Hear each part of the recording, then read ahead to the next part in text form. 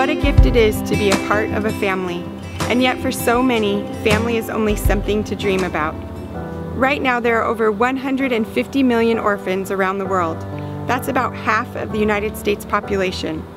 Can we just stop and think about that for a second?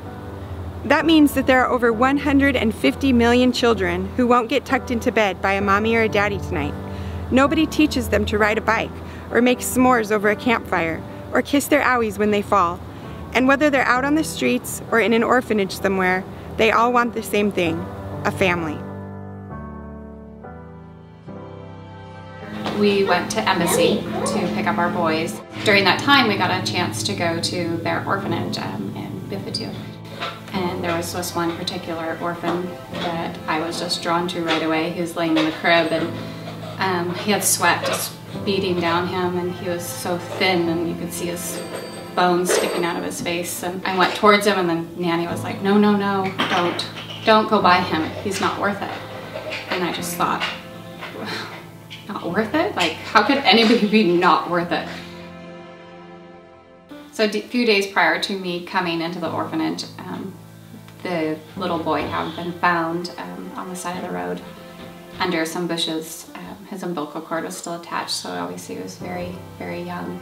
The director there, when I was speaking to him later, he was telling me that it's not uncommon for them to find the babies on the side of the road. In fact, he has a group that he goes out with and they search for him. And he said the worst thing you can ever find is a baby that has been torn apart by the wild dogs. And he said that is the hardest part of his whole job. Me and my husband, Corey, adopted our son from China.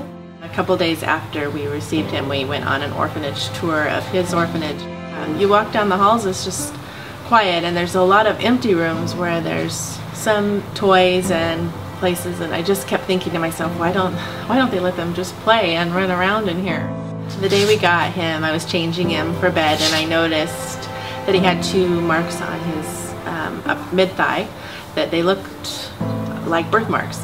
Kind of a brownish tone, but they were completely symmetrical, and I couldn't figure out what that could have been from. And then when we went on our orphanage tour, I noticed the kiddos in the cribs, a few of them were strapped down or had straps hooked to their cribs that maybe they weren't using at that time, and it hit me that he had been restrained in that way, and the orphanage is not, they just can't care for him the way a family could.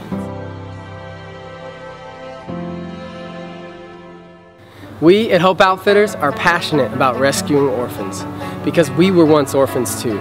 All of us were. We were lost and alone until Jesus reached down and redeemed us from the pit and grafted us in. Now it's up to us to take care of these little ones. James 1:27 says, "Pure religion is this, that you take care of the orphans and the widows in their distress." Maybe you can't adopt or foster a child and bring someone into your home, but you can still fulfill the command to take care of them. For the next 3 months, Hope Outfitters is partnered with Heart for the Fatherless, an organization that rescues orphans by providing grants to families who want to adopt.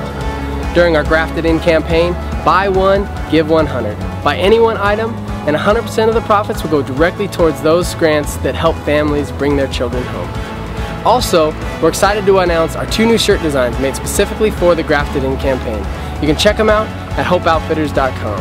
Through your purchase, you can change the life of a child and be the hope these children need.